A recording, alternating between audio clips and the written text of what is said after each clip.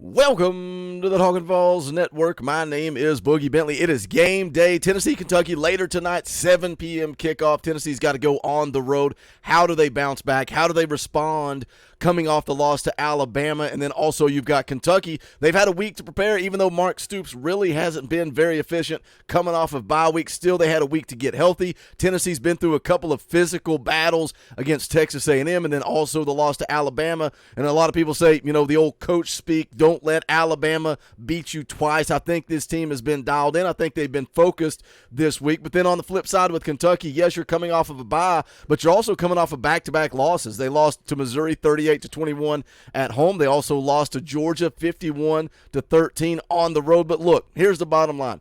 Kentucky's only beat Tennessee 3 times since 1985. They hold on to the thought, to the prayer that, hey, we play Tennessee close.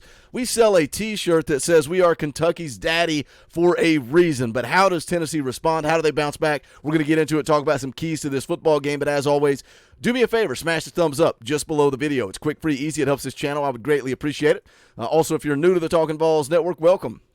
We're not experts. We're not insiders. We're not media. We don't talk at you here. We talk with you. We are building a community of Tennessee fans right here on the Talkin VAWLS Network. If you like it, make sure you subscribe. Click that bell for notifications. You won't miss out when we go live or when we drop a video. We'll be live later tonight. Fan call-in tailgate show 1 hour before kickoff, and then we go live immediately following every game. So make sure you tune in for the post-game show after Tennessee versus Kentucky tonight at 7 p.m. Let's take a look at it. Look at the matchup. Look at the numbers. What do I think the keys to victory are? I think first you got to start with the road environment, right? We know that Tennessee has struggled on the road. You look at this year, the 2 losses, Alabama, Florida, both on the road. You go back to the end of last season, the loss to South Carolina on the road. And yeah, there's some drama about that. There's some tinfoil hat conspiracy theories going on about that loss. But when we watched that game, man, we were all just baffled. What happened? How did a team that didn't score a single offensive touchdown the week prior against Florida all of a sudden come out and dominate against Tennessee?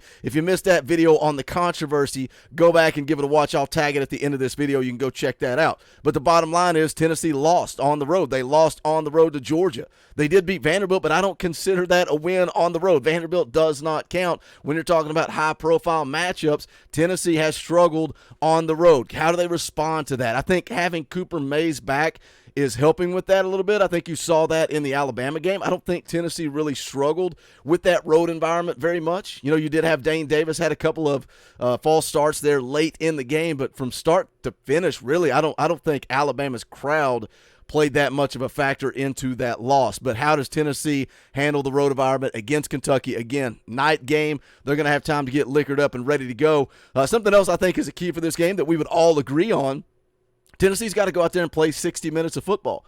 They've yet to do it all year long. They have not done it all year long. And then when you look specifically at the numbers from the 2 losses, you think back to Florida, that second quarter, outscored 20-0. Total yards, Florida 122, Tennessee 27. Passing yards, Florida 72, Tennessee 3. First downs, Florida 8, Tennessee 1. Total plays, Florida 21, Tennessee 11. Then you look at that third quarter against Alabama, outscored 17-0. Total yards 171-47.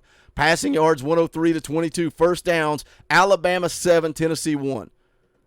You got to be better. You can't have these lulls. I don't think this football team is good enough to go through a full quarter, these long stretches, these 15-minute stretches with lack of production.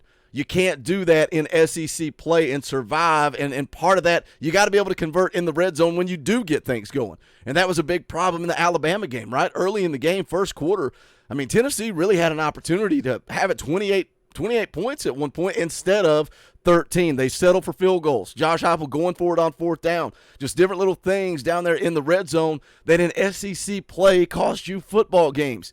You know, you can get away with it with some of these teams. You can get away with it against Vanderbilt. Can you get away with it against Kentucky tonight at 7 o'clock? I think when you get down there, not only in the red zone, but inside the 10, you got to punch that thing in the end zone. How much are we missing Princeton Fant? Why are we not seeing some of that creativity? Use McAllen Castles in that role. Use Jacob Warren in that role. You got some playmakers on this football team. Let's get creative when we get down in the red zone or inside the 10. When you look at the numbers for the year, Tennessee, 33 trips inside the red zone. They've scored 18 touchdowns, but only 6. Only 6 of those touchdowns have come in SEC play. So I think if you move the ball, look, this is a different Tennessee football team. This isn't Hendon Hooker's football team. This isn't, the big splash plays, seeing Jalen Hyatt go deep, wide open, and Hendon Hooker just drop. This team is driving the field. They are living on the run game.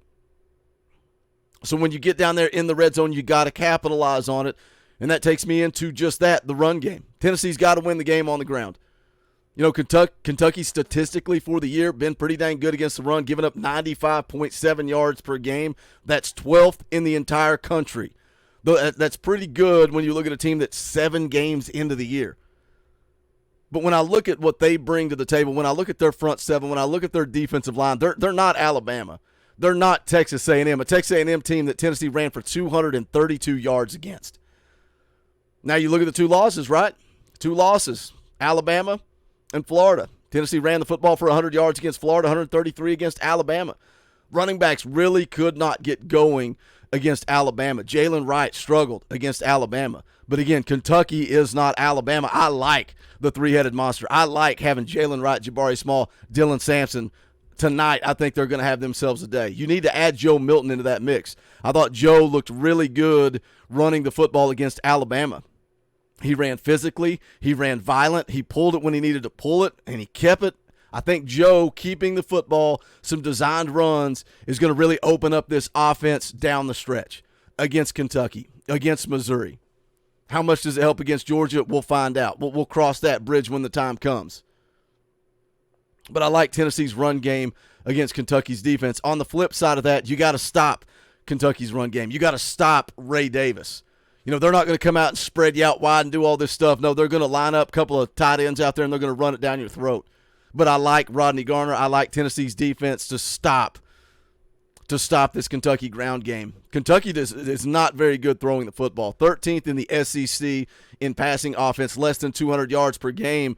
And when you compare quarterback to quarterback, I've talked about this all week long. If it comes down to Joe Milton having to win a football game or Devin Leary, give me Joe Milton on the track record for this season.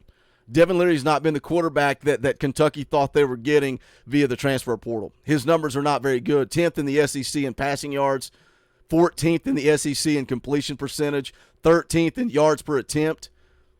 He's also leading the SEC. He's thrown 7 interceptions. Now, Kentucky's done a pretty good job protecting him. Devin Leary's not taking many sacks, so can James Pierce, can Tyler Barron, can those guys get home? And if not, can they just force Devin Leary into making mistakes? But you got to stop Ray Davis. That's where this whole thing starts. To stop Kentucky's ground game, Ray Davis has been a monster. In their win over Florida, he ran the football for 280 yards, averaged almost 11 yards per carry. He had 3 touchdowns. In that game, Devin Leary just threw for almost 70 yards. That's it. That's all he had to do. But if you can shut down the run game, you can stop the run game, you can force Devin Leary to have to go out there and beat you. I like where Tennessee's at. But can you stop Ray Davis? Second in the SEC in rushing at 781 yards. Leads the SEC in yards per attempt at 7.04. He's a gamer. He's a baller. But I like the way this game matches up for Tennessee. I think they are going to be able to run the football, and I think they are going to be able to stop Ray Davis. But if it's this battle where you're both, running the football, struggling to run the football, whatever the pace of the game, however this game plays out, if you do have to lean on Joe Milton, I think you got to get him comfortable early, man. I think we saw that in the Alabama game. I think we saw a confident, comfortable Joe Milton early in that game. I thought he was throwing the football well. Thought he dropped an absolute dime to Squirrel White on the first drive for the touchdown. I think he made a nice play to McAllen Castles, backpedaling, pressure in his face, puts enough touch on it out there, and McAllen Castles goes and scores the touchdown. Joe was running physical. He was running angry. He was running violent. He was running with purpose. I think the run game gets Joe Milton comfortable in the passing game. And I think maybe he wasn't healthy earlier in the year. Maybe the ribs were banged up a little bit more than people thought. And now that we're seeing Joe Milton healthy, I think he's going to be a key factor to this game coming up tonight, 7 p.m. Eastern Time. You guys know the deal. Smash the thumbs up on the way out the door. Last call. Give me those final score predictions in the comments section below. I would greatly appreciate it. Also, go check out the merchandise. You can go to bonfire.com/store/Talkin VAWLS. Any and all support greatly appreciated. As always, I want to thank the members of the channel. You guys pay the bills around here. You can hit that join button down below. You can become a member of this channel. You get a power T beside your name, custom Talkin VAWLS emojis, access to the fan call-in shows. Also, if you guys haven't noticed on the post-game shows, we usually have a lot of people in here and a lot of super chats coming in, but I want everybody's voice to be heard. I try to highlight the member comments throughout the night, so that is also a perk. But also, you're just supporting what we're trying to build around here. You give me the opportunity to do this thing full-time as a career, and I'm grateful to each and every member, each and every subscriber, everybody that comes and hangs out right here on the Talkin VAWLS Network. But that's going to do it for this one. It's freaking game day, boys. We got a big one coming up at 7 o'clock. Hope to see you guys in the chat for the tailgate show an hour before kick. This is the Talkin VAWLS Network. My name is Boogie Bentley. Go Big Orange.